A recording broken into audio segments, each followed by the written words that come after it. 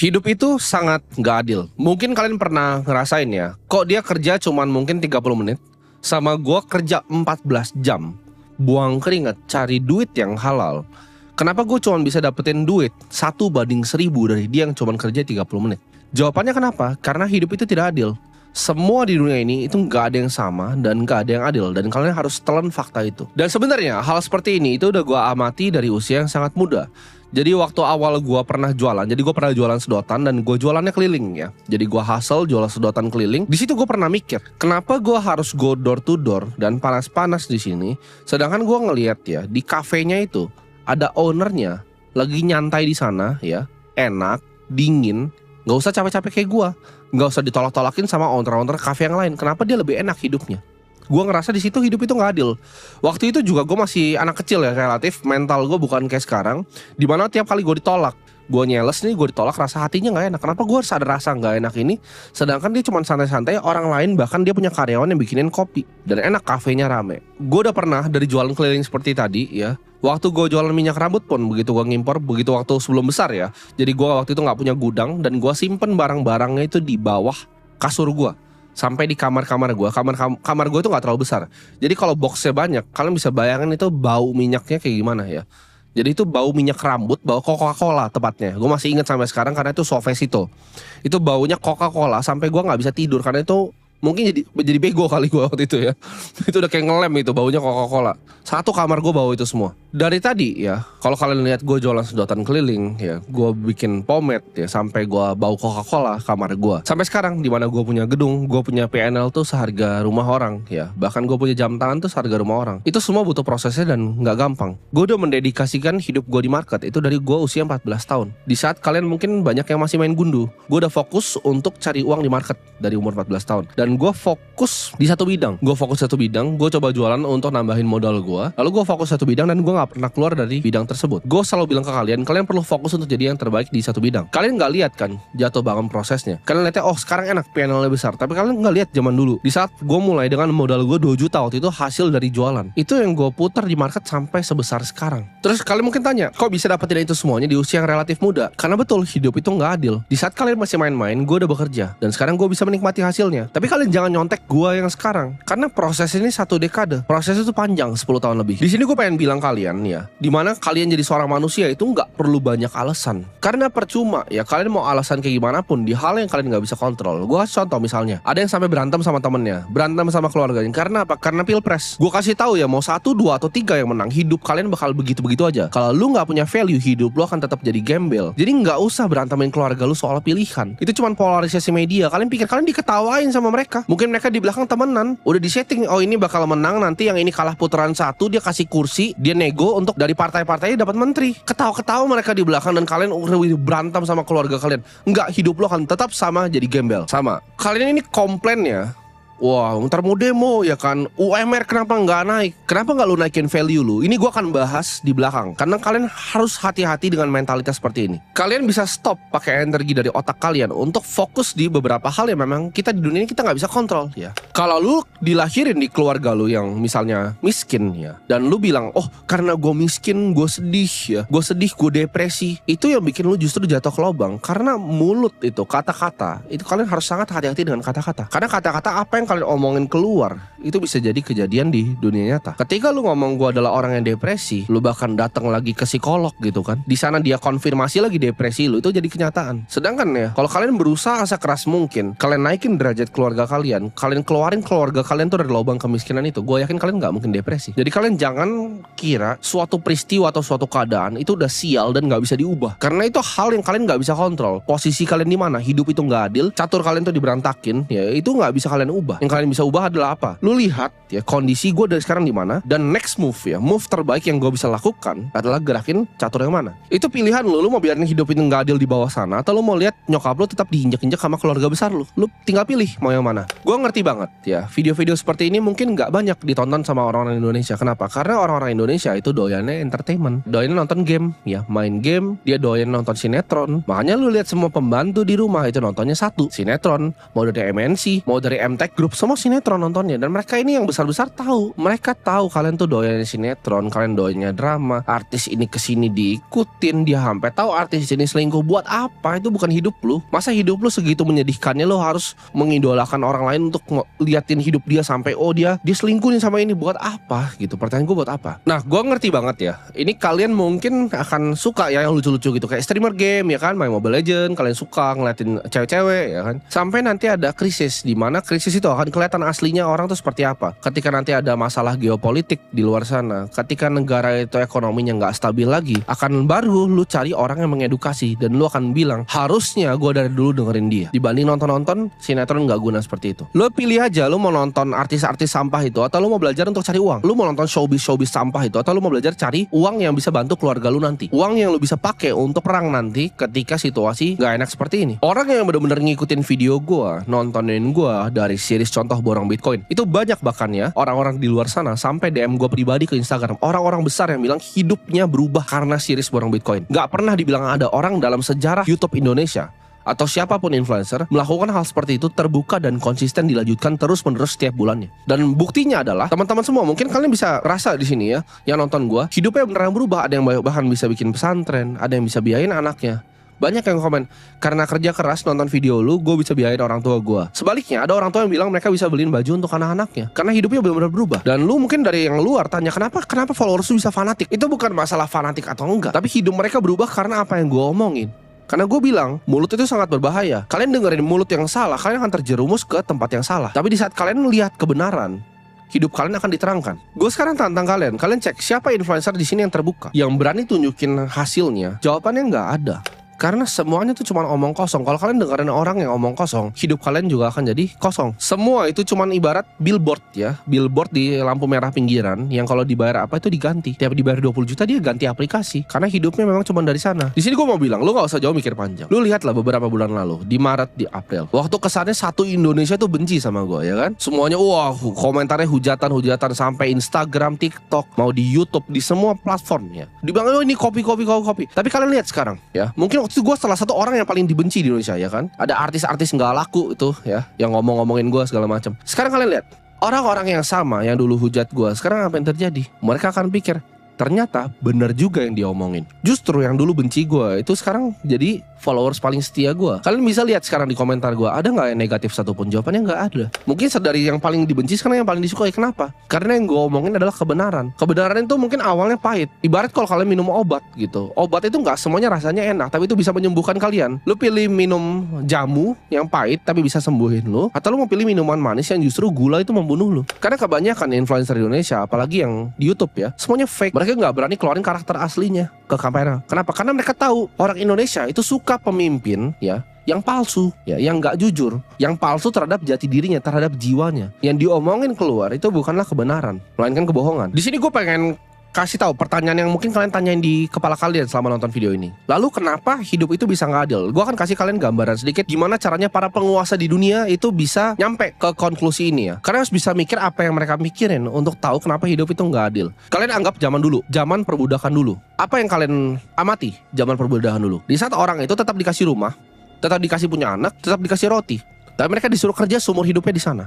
Sekarang mereka print yang namanya uang ya. Mereka print, gue ulangin lagi, mereka cetak. Kalian gak pernah tanya kan dari dulu? Di sekolah itu gak pernah diajarin kenapa, apa itu uang. Kalian gak pernah tanya ke diri kalian sendiri, karena gak pernah diajarin untuk tanya. Kalian itu harus nurut. Dari zaman TK kalian disuruh untuk baris ya sebelum masuk kelas. Kenapa kalian harus baris sebelum masuk kelas? Gue gak pernah paham itu dari gue masih TK. Kenapa gue harus baris untuk gue bisa masuk kelas? Itu kalian bisa tanya sama nyokap gue, dia bisa jadi buktinya. Gue jambak guru SD gue waktu itu karena gue dimarahin, gue gak mau baris masuk kelas. Gue tanya kenapa saya harus baris. Terus gue baru ngerti setelah SMA dikasih tahu bahwa oh itu untuk kalian bisa sopan ya. Kalian pakai ini, kalian pakai sepatu. Ini gue pakai sandal celana pendek. Ya ini kantor gue sendiri. Nggak ada, itu semua cuma aturan yang dibikin untuk kalian nurut. Tapi kenapa dunia ini bikin kalian untuk nurut? Kalian harus ngerti ini. Kalian bayangin sama tadi. Ini gue balik lagi ke tempat perbudakan ya. Perbudakan itu sama. Kalian dikasih rumah, dikasih roti, lalu disuruh kerja. Sekarang kalian dikasih uang yang dicetak. Tapi uang ini cuma cukup untuk bayar cicilan rumah sama bayar roti. Ngerti gak kalian? Ini sama persis, bedanya dia ciptain uang, dibikin nih uang sebagai wujud hutang atas apa yang jasa yang manusia pernah lakukan. Mereka ciptakan uang, mereka taruh di sana. Nah sekarang lu pikir lebih dalam lagi, satu step lebih dalam lagi. Anggaplah lu adalah anak dari orang yang punya mesin cetak uang ini. Apa yang bisa bikin lu bahagia di dunia ini? Lu udah punya semuanya.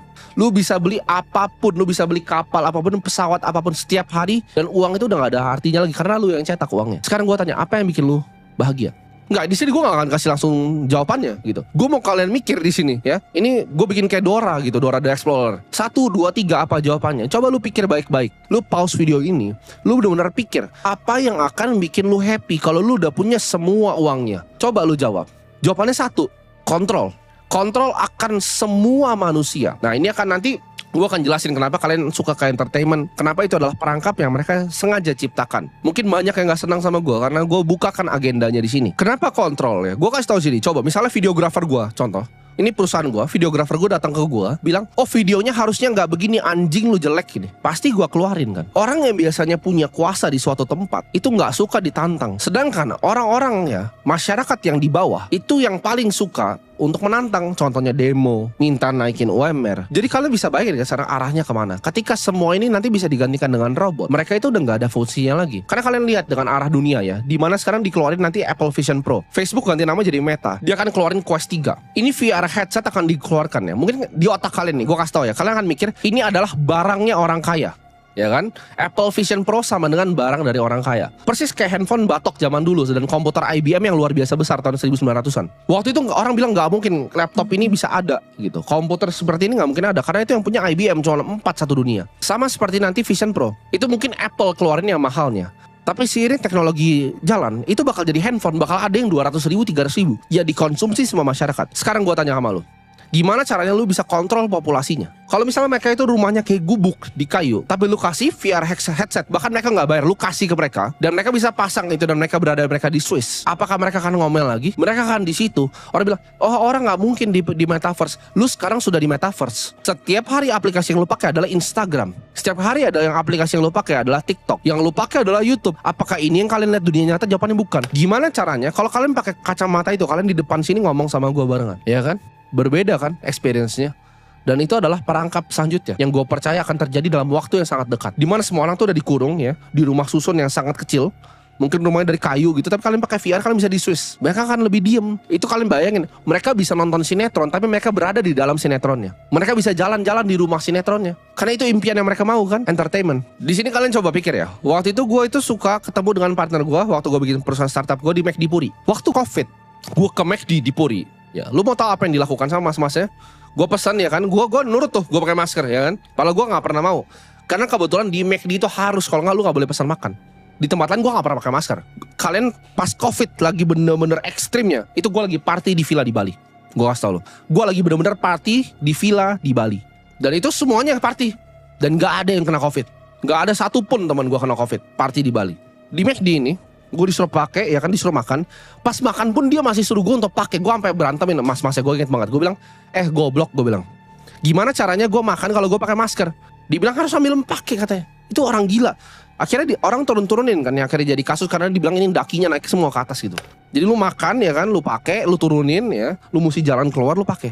Nah kalian balik ke pertanyaan gue awal. Kalau lu punya semua uang di dunia, apa yang lu suka? Kontrol. Itu jawabannya adalah untuk ngetes kalian. Itu lucu untuk mereka. Lu bayangin orang-orang yang cetak uang itu lucu untuk mereka. Orang-orang bodoh ini pakai masa tutup pakai lagi pas makan McD gitu.